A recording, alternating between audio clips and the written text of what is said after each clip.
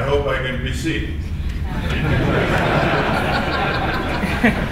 This facility was meant for our host, who is taller than I am. But let's see when I can extend my height. Good morning, distinguished delegates. The chairperson and managing director, AfricanBrains, our host, Honorable Minister of Education, Sport, Art and Culture, Zimbabwe, Honorable David Corbett, all honorable ministers present, distinguished guests, ladies and gentlemen. First of all, let me pay tribute to AfricanBrains for this innovation.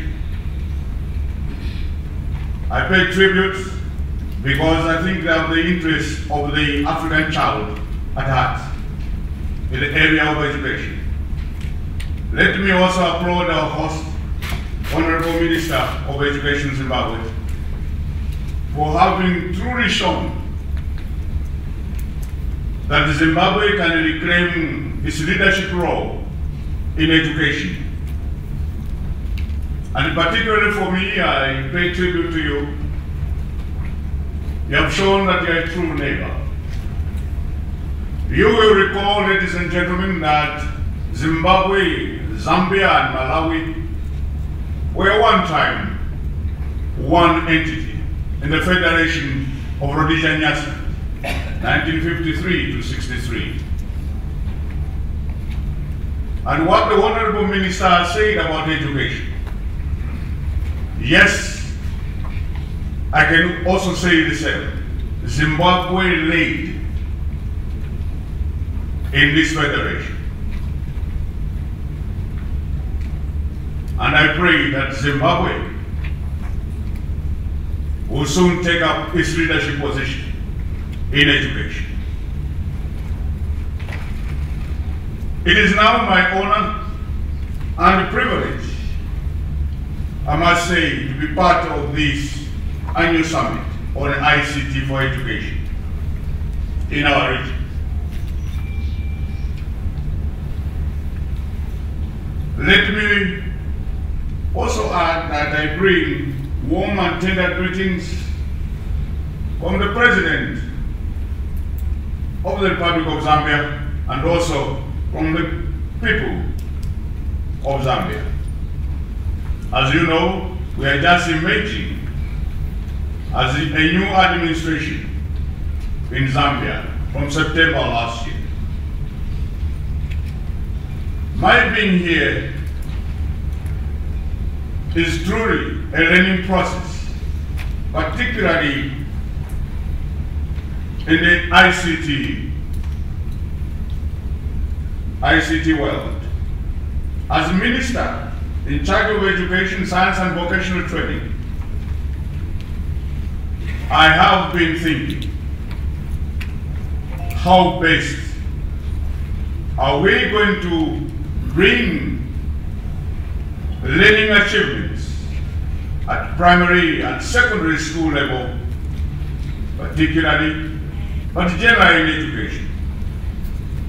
Little did I know that a neighbor who cares will come to my rescue.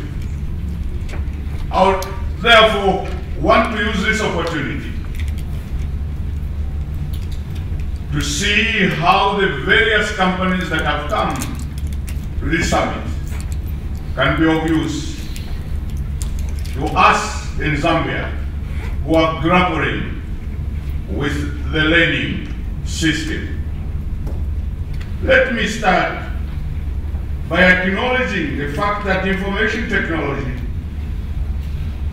is changing everything around the world, from the way we live to the way we conduct our day-to-day business activities.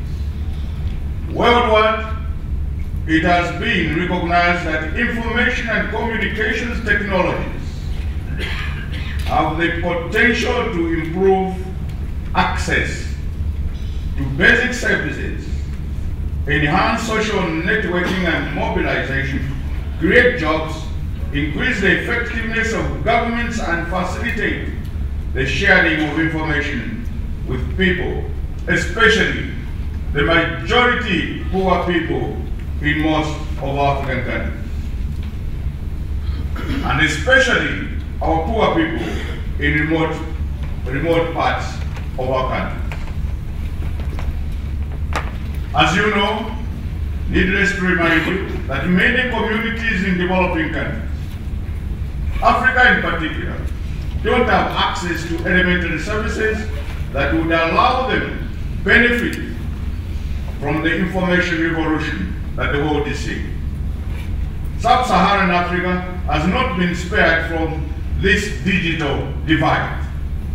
Despite the population of Sub-Saharan Africa being about 10% of the world's population, only a paltry 0.1% of this population has access to internet connectivity.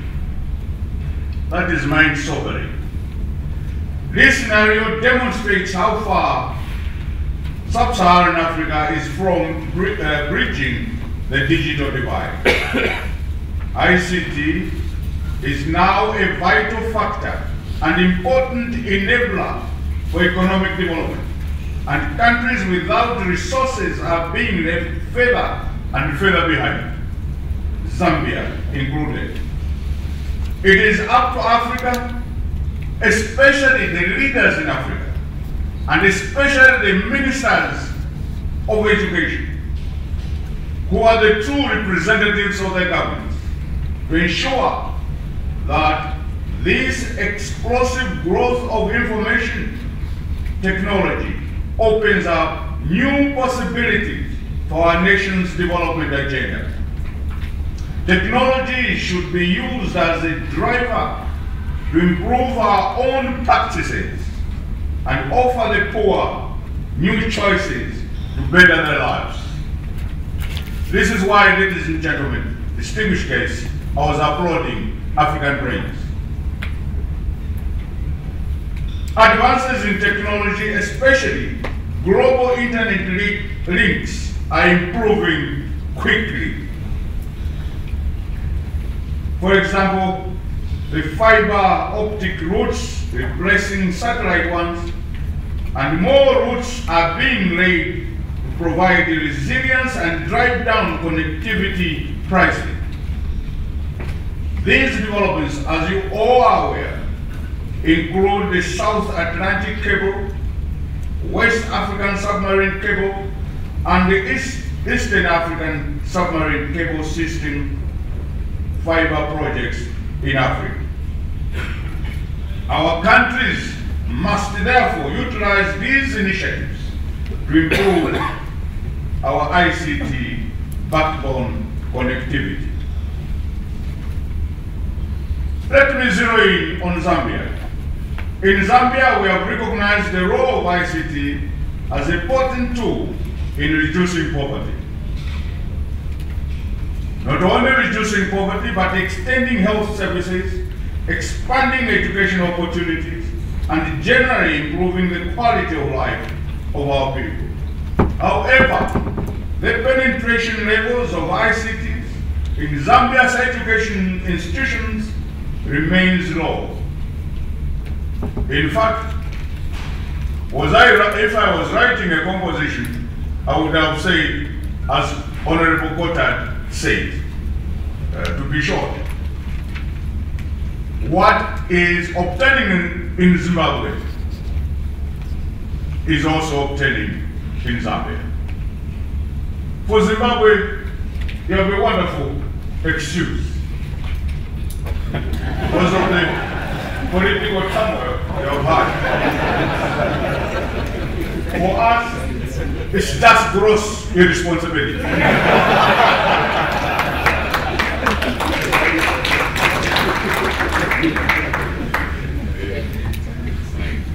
In my country, most of the computers in schools are mostly second-hand and refurbished. The integration of ICTs in learning and teaching processes has been limited, although the introduction of computer studies as a school study subject has begun to change this scenario. In addition, not all is lost. The adoption of a national ICT policy by government, the development of an ICT policy for education, and an implementation framework provides an enabling policy environment to promote far greater access and use of ICTs across all sectors of Zambia's educational system. This includes a system for enhancing education management, administration, and teaching and learning.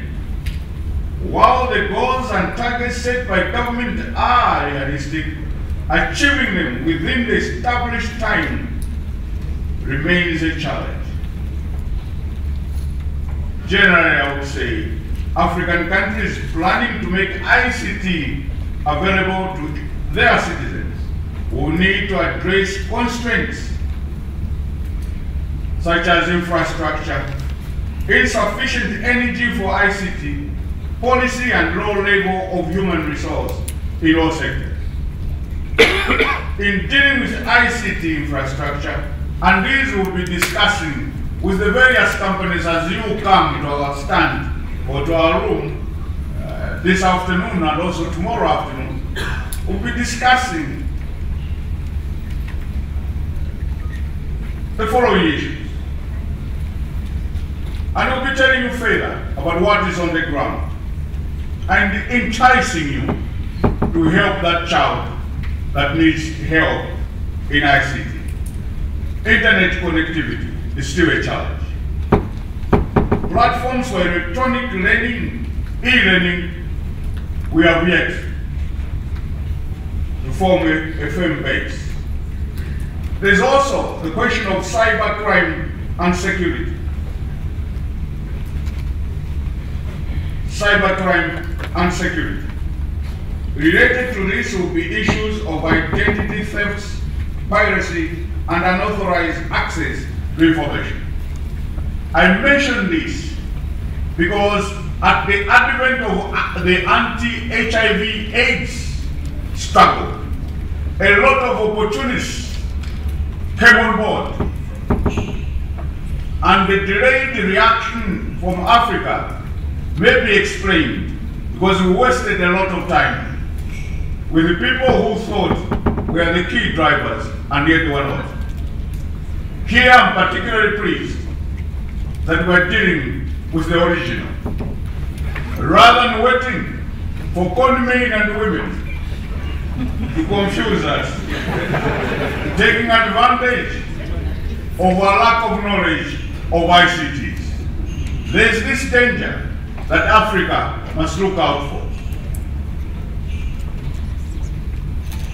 Another challenge is the insufficient energy, and this remains a major challenge to all ICT interventions. For this reason, we need to invest as countries in exploring alternative sources of power. Like Honorable Minister Zimbabwe mentioned, let's look at alternative power sources. Renewable energy, solar, even generators to institutions of learning. For example, in Zambia, 80% of my schools, and I'm talking about 8,000, more than 8,000 primary schools, more than 644 secondary schools, many of them lying in rural areas, no access to electricity, thereby making power-related investments a nightmare. Come on board. We see how we can work out a package that can help rural schools.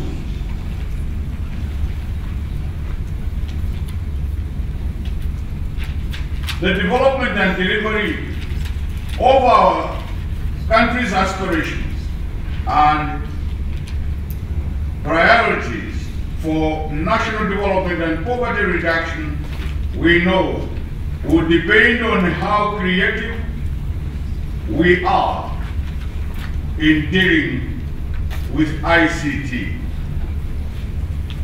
For example, the utilization of e-learning infrastructure will not only help in improving the quality of teaching and learning, and also research in our colleges, universities, and schools, but will also be a way of narrowing the digital divide and knowledge gap that currently exists and is a contributing factor to the rural-urban migration in Zambia and also the brain drain generally in Africa.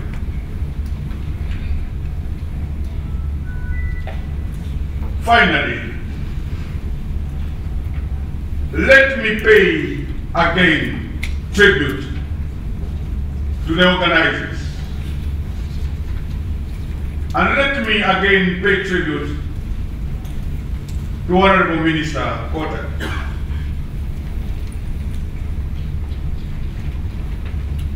I must again applaud them for one great opportunity, not opportunity to speak, this we do as politicians on daily basis,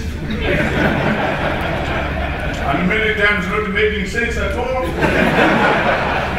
but I hope today I've made a little sense. The pre-scheduled one-to-one meetings, I mark it. And I know the audience will join me in applauding.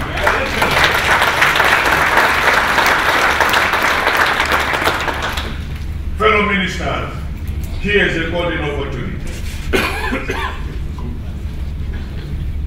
to discuss ICT issues, possibilities with various world-known companies in ICT. This is a rare opportunity given to us in this region. If we fail, it's not our host that has made us fail. It is our inability to market what we think are our serious challenges.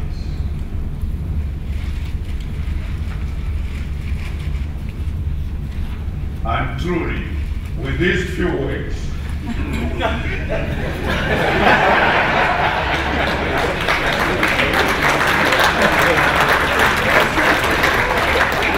I was joining politics and assuming this role as minister in September last year, I was reminded, to every speech you must say with these few words.